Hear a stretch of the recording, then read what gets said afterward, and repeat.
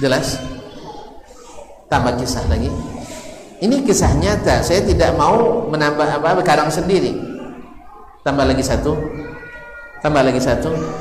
Ya, biar yang belum juga masuk hidayah kepadanya kita berikan hujah. Kalau tetap tak masuk, innaka la tahdi man ahbabta walakinallaha yahdi man yasha.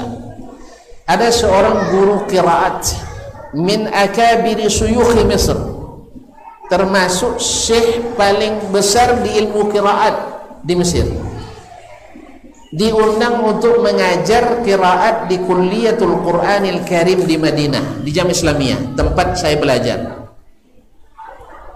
Ini yang menceritakan langsung adalah mantan dekan Fakultas Al-Qur'anul Karim, sahibul kisah. Beliau adalah mantan dekan Fakultas Al-Qur'anul Karim. Kalau nak lacak namanya sampai ke kuburnya Syekh Abdul Aziz bin Abdul Fattah Al-Qari, aslinya dari Bukhara. Diceritakan oleh beliau di rumahnya di petang hari Selasa tahun 1415 Hijriah. Tahun kedua saya di Madinah, di rumahnya di Hayil Faisaliyah. Catat itu, kalau mau tahu alamatnya nanti, di Faisaliyah, di belakang kampus Jamiah Islamiyah di Madinah. Terjadi khilaf antara Syekh Mesir ini yang sangat membenci Wahabi, walaupun aman di negeri Wahabi. Kan cari rezeki dia di situ, dapat gaji besar dia. Di Mesir gajinya sedikit, di situ gajinya besar. Ibaratnya kalau di Mesir gajinya 1 juta sebulan, di sana dapat 15 juta sebulan. Besar pun enggak? Alhamdulillah. Mana yang tuh suka gaji 1 juta atau 15 juta? Enggak ada yang harum, pasti busuk. Busuk pasti mengganggu. Maka pada suatu hari di dalam belajar terbunyikan oleh beliau menghina dan mencela Syekh Muhammad bin Abdul Wahab dan orang-orang Wahabi. Di kelas tentu ada orang Wahabi, kan orang Saudi kan, yang kedua kan Habib orang Saudi. Mendengar Syekh mencaci, tentu dia membela diri. Terjadilah perdebatan sengit. Yang satu tak mau kalah, yang satu tak mau diam.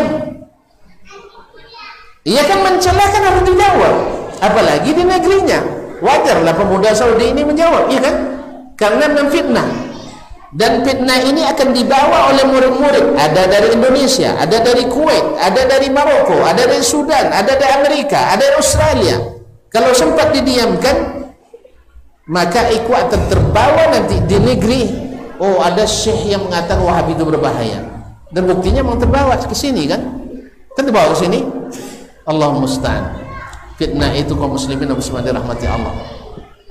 Sengit perdebatannya, akhirnya tak selesai sampai Syekh monggok mengajar. Tahu monggok? Menggap. Tambah gak tahu. Ngambek. Nggak tahu juga. Hah? Gila. Gila. Menggila. Masya Allah. Dia tak mau ngejar. Tentu sampai kasusnya ke dekan, yang waktu itu adalah syekh yang cerita langsung ke saya. Kalau tentu ada periksa ke Madinah nanti ya, tapi syekh sudah meninggal ya. Ma'asyiral kiram dirahmati Allah. Akhirnya syekh mencoba memediasi, tak selesai oleh Syekh Abdul Aziz Al-Qari yang tadi dekan dan juga imam Masjid Quba dan khatibnya. Akhirnya karena tak selesai oleh dekan, karena masalahnya berat, akhirnya Syekh menyampaikan ke rektor. Siapa rektornya waktu itu? Imam Wahabi. Imam Wahabi, Syekh Abdul Aziz bin Abdullah ibn Baz rahimahullah ta'ala. Imam Wahabi nak? Imam Wahabi nak? Imamnya Wahabi yang seperti zombie. Allah musta'an. Ini dusta luar biasa kaum muslimin. Nah, Imam Wahabi. Akhirnya Syekh kan buta, tapi dia kan mengimlakan, menulis surat resmi memanggil Syekh dari Mesir ini. Tentu dimulai dari yang tua dulu kan, karena memang asal muasalnya fitnah itu keluar dari mulut Syekh ini. Dia yang memfitnah, bukan murid yang salah, dia yang salah, karena memfitnah masyayikhud dakwah di rumah orang itu sendiri. Ibaratnya di rumah orang wahina orangnya. Ya, antum setelah saya kasih saya makan, ini yang punya rumah ini kurang ajar. Terima enggak? Dengar sama anak antum, ambil candung ke kaum muslimin dan muslimat.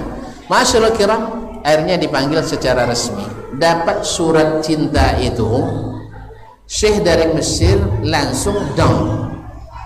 Artinya tidak ada lagi harapan untuk tetap tinggal di Madinah. Karena Madinah kan indah kan, nyaman, aman, damai. Akhirnya sebelum berangkat malamnya dia sudah kemas-kemas. Mana tahu besok dideportasi. Ya, dia kemas-kemas barangnya semua. Jangan-jangan kan dia kan dalam bayangan dia Wahabi itu serem, kan itu bayangannya. Itu yang dia dapat di Mesir sana. Dan memang di Mesir yang tidak suka dakwah ini sangat memprovokasi. Ini tidak mustahil, karena banyak buku-buku dikarang dari sana memprovokasi dakwah Syekh Muhammad bin Abdul Wahab. Apalagi kalau ada unsur politik di dalamnya. Mana yang hebat Mesir atau Arab Saudi? Ada termasuk tuh. Saya ingat itu. Atau mana yang hebat Turki dari Arab Saudi? Itu udah masuk. Kalau udah masuk ke politik pasti persaingan tidak sehat. Masyaallah kiram, mendapatkan itu dia minta ditemani langsung oleh dekan.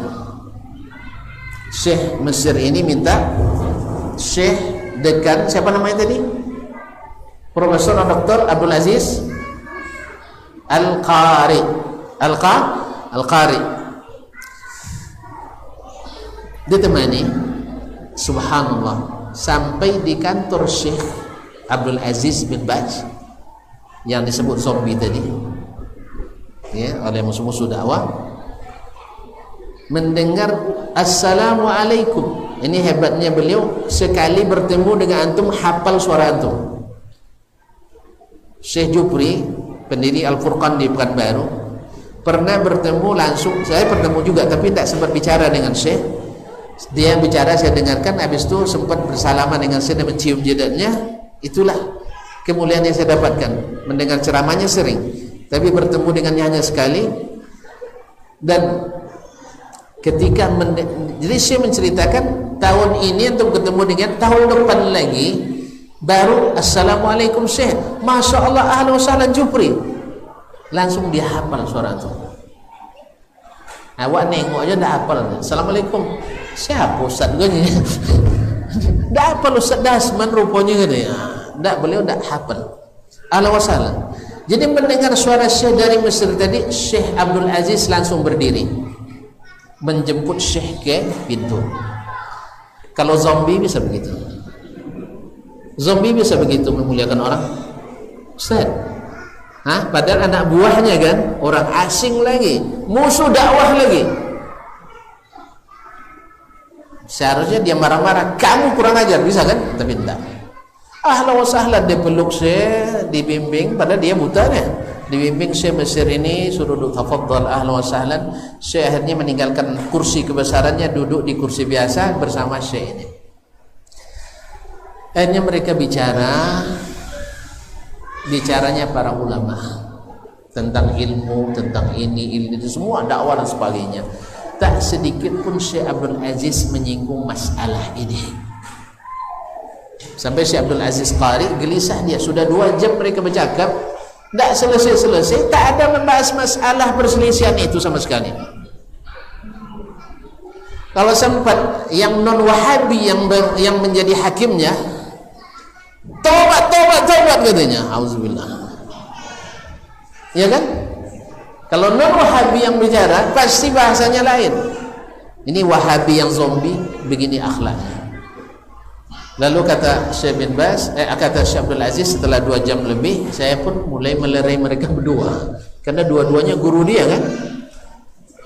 Syekh la'allana nasta'zin, boleh tidak kami minta izin karena tamu banyak di luar nunggu kan, banyak orang yang murajaah ke Syekh. Oh ya enggak apa-apa kata Syekh Abdul Aziz, khalas ma fi muskilah, insyaallah ila waktin akhar, sampai kita bertemu kembali. Dan Syekh Abdul Aziz langsung turun mengantarkan Syekh Mesir ini ke mobil,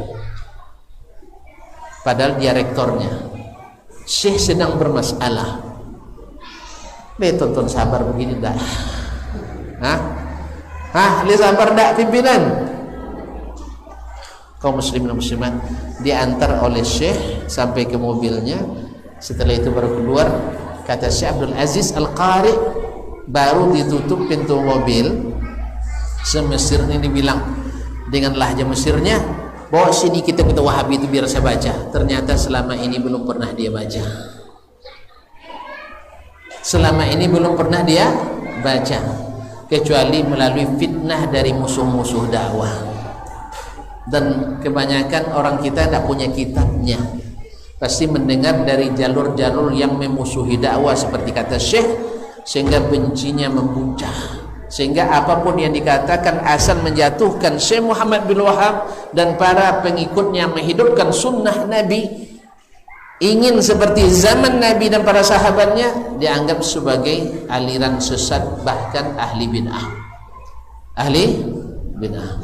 Akhirnya Syekh minta kitab-kitab Syekh Muhammad bin Wahab semuanya, lalu dia telaah karena dia sudah merasakan indahnya akhlak seorang pimpinan Wahabi. Jelas? Jelas? Berarti kalau ada yang bilang zombie, dusta apa tidak? Dusta apa tidak? Bohong apa tidak? Perlu bukti lagi?